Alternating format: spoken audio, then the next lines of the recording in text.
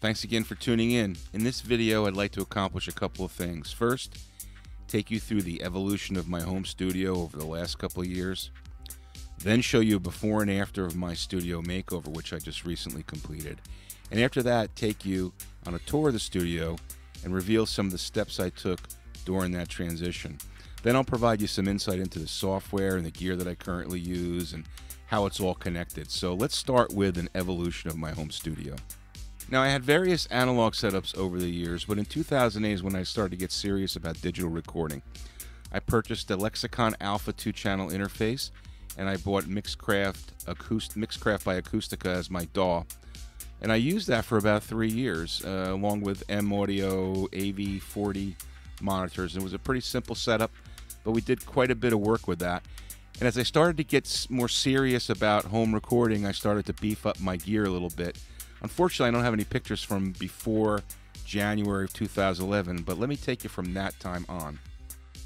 So here we are in January 2011. I've got my Dell laptop running Studio One Professional. I started with Artist, but quickly upgraded to Professional to get all the capabilities, and I upgraded my interface to an AudioBox 22 VSL, which gave me more mixing capabilities, and then my pair of M Audio AV40s. I built those speaker stands myself because I wanted to raise them up a little bit. I had a very small working space.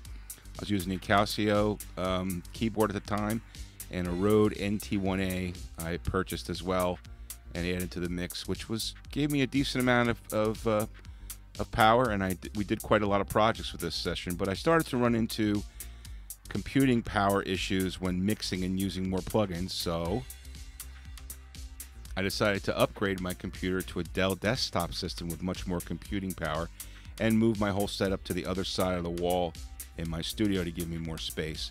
And here you can see I also added KRK Rocket 5 monitors, my pair of Barodynamic headphones, and also in the foreground there in the background you can see the KRK 8400 headphones, which I use for artist playback.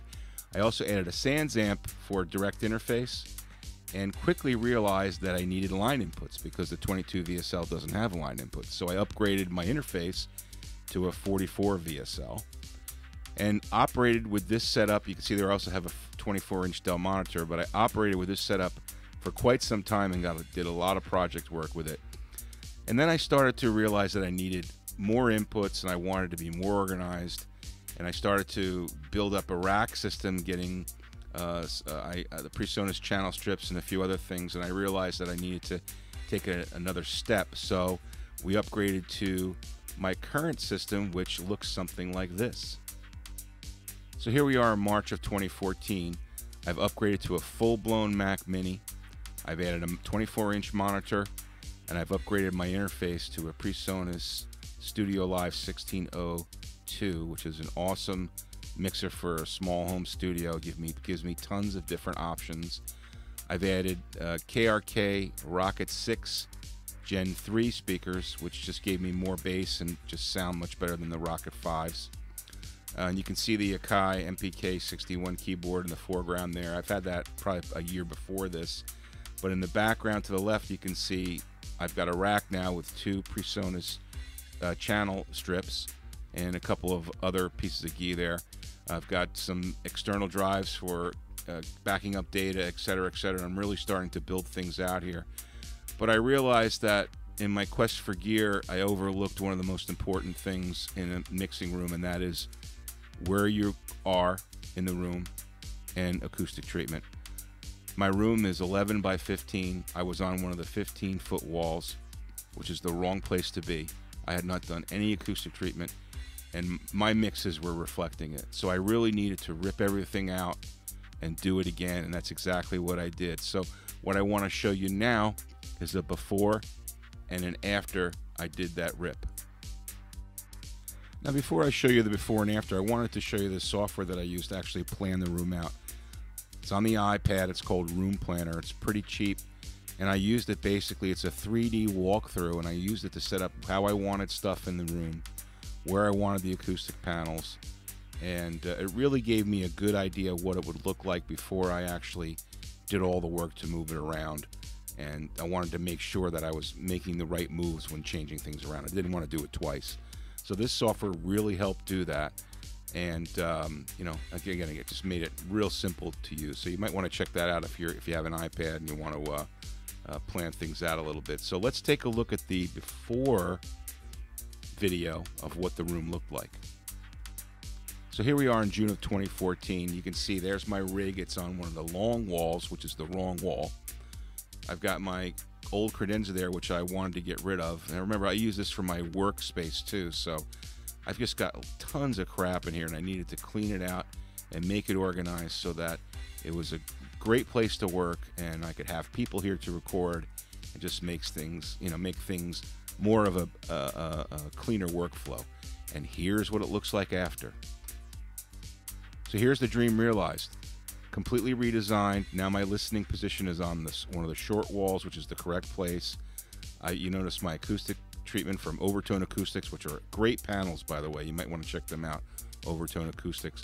I've got my workspace there, and it's just a cleaner environment where I can now bring probably 2, maybe 3 people in to record. Before, I was lucky to be able to get 1 person in, so I'm real happy and with the way it's set up now. And here we've got my setup, which is pretty much the same as it was before, except now on the correct wall. I've got my 2 monitors, and there's my acoustic panels. That's the point of first reflection. I went through the process of making sure those panels were in the right spot to catch the first reflections coming off the speakers, and it really makes such a difference in mixing and listening to music. And I've got the panels on the back wall there, on the door itself, and then I've got another panel to the left here. I actually have 2 more 2x4 panels that I'm going to be putting up as well. I just haven't gotten to that yet, so that'll complete the treatment. So real happy with the way that came out. One of the most important things to me when redesigning this was certainly the acoustic treatment, but second to that was making the workflow easy. Before, I was plugging in a lot of cables, reconnecting every time I wanted to do a session, and I didn't want to do that anymore. I wanted to set it up one time and be able to use components quickly and easily. So you can see here I've got my rack set up right next to my 1602 mixer, and everything is wired right into its own channel to make it real easy. Let me take you through that. So on top of the rack, taking it from left to right, I've got a PreSonus HP4 headphone amplifier, which works great. I've got a Zoom G3 guitar modeler, if you will, that's wired right into its own stereo channel on the 1602. So whenever I want to use that, it makes it real easy to use. Then I've got a SansAmp power driver. I've got that wired 2 channels, wet and dry, for bass or even guitar or whatever else I want to bring through that. And then I've got a Rode K2 mic, and that's the power supply for that below the SansAmp.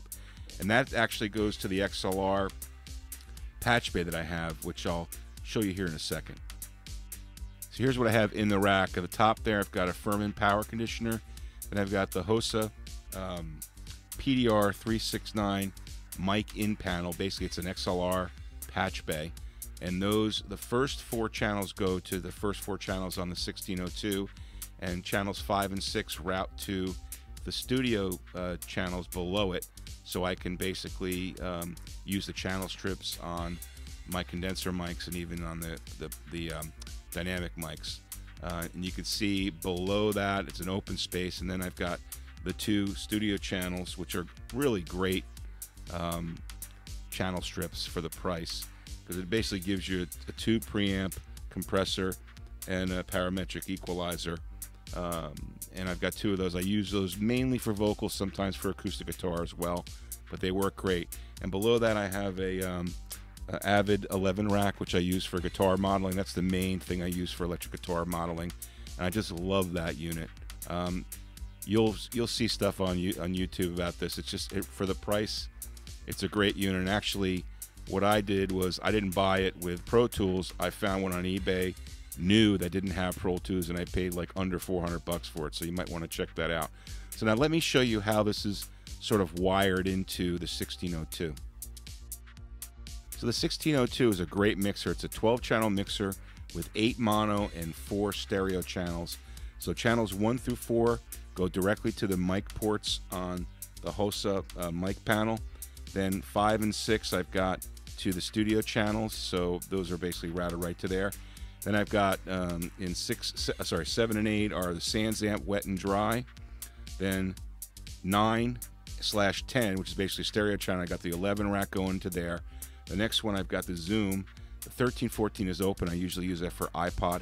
And then 15/16 is basically playback from the Mac. So everything is right there, already connected. I never have to worry about wires. It's just great. Now for cabling, I'm using Mogami cables for the speakers, the 11 rack, and the 2 studio channels. I wanted to make sure I used the best cables I could find for those components, because I do record instruments to those components, and it's important to have high quality cables for those types of recordings.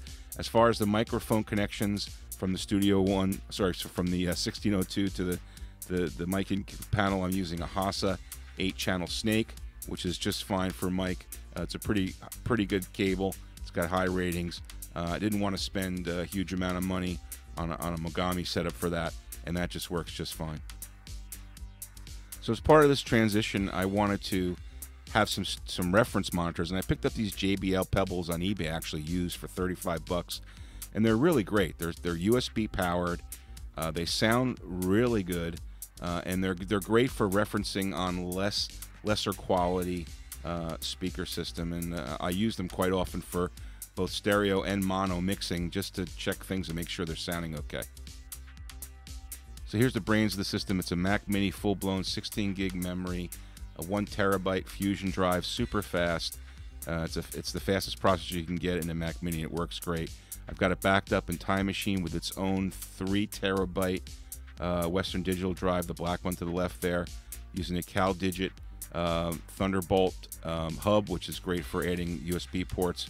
And I also have an OWC 500 gigabyte external drive for keeping project data on, just to make things flow quicker. Now with the Fusion drive, you really don't need to do that, because the Fusion drive has SSD built in, but I do it just as a matter of course, especially for video editing and stuff like that.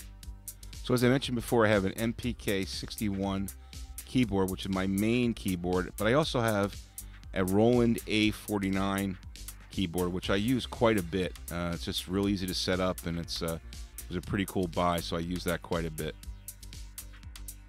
So here's my Marshall 30-watt amp. I use that for practicing really, but I gotta admit I use the 11 rack a bit more. And here's some of the guitars I have. It's my Taylor 214E acoustic. I also have a Martin D35 that you don't see a picture here, that I use for recording. The next one is a Gibson SG, which is actually my son's guitar, but it's quite a nice guitar. And then I've got my 2000 Fender Strat, which I use quite a bit, and I just love this guitar. It's awesome. So as I mentioned before, I use Studio One as my DAW. It's an awesome DAW with some great built-in plugins. In fact, Pro EQ is basically the plugin I use as my go-to EQ plugin. But I also have Isotope, Alloy 2, Nectar 2, and Ozone 5, 3 great plugins that you might want to look at. From Wave, I'm using L2, of course, and number of their compressors like CLA, the CLA compressors, and the VComp compressor. And I also have Vitam, which is a pretty cool newer plugin that I use, and get a lot done with that stuff. I'm also using the higher end version of Melodyne, which is really great for editing and correcting small things and mixes. It just works great. As far as microphones go, I've got Rode NT1A and K2 microphones, and from Shure I've got 2 SM57s and 2 SM58s that I use, and also a Rode NT55, which is a condenser mic. Get a lot done with that stuff. So I hope you enjoyed this trip around my studio. Thanks for letting me take you through it. If you have any questions about how I use this stuff or how it's connected, just leave me a comment or send me a message, and I'd be happy to answer any questions that you might have. Thanks for watching today, and have a great day.